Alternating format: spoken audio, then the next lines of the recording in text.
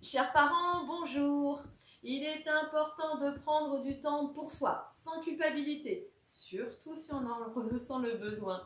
Pour autant, par habitude, pour aller plus vite ou pour que ce soit mieux fait, j'attire votre attention s'il vous plaît sur le fait qu'il n'y a pas qu'une manière de bien faire. On fait parfois des activités seules qui gagneraient à être partagées en temps et convivialité avec votre ou vos enfants, y compris des activités plutôt individuelles comme le jardinage, le bricolage, le footing et même le ménage. La difficulté à contourner est de rendre l'activité ludique, agréable pour tous, surtout lorsque de loin elle ressemble à s'y méprendre à une corvée. En cuisine, ce serait par exemple de laisser votre enfant établir le menu et cuisiner pendant que vous jouez le commis.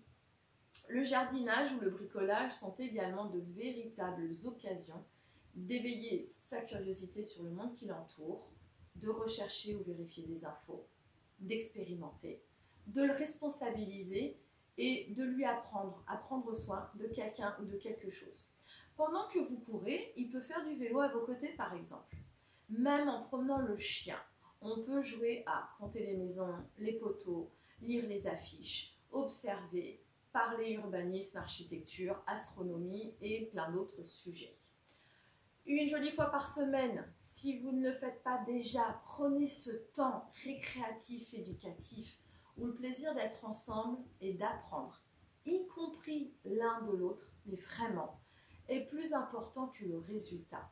Renforcer les liens, transmettre des savoirs, savoir-être et savoir-faire. Savourer le plaisir de jouer et d'être ensemble, joindre l'utile à l'agréable.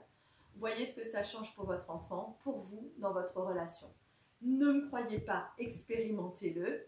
Et si vous pensez manquer d'imagination pour occuper ces temps, avec grand plaisir, partagez-moi vos questions. Je vous donnerai juste l'élan qu'il faut et surtout, faites-vous confiance et amusez-vous.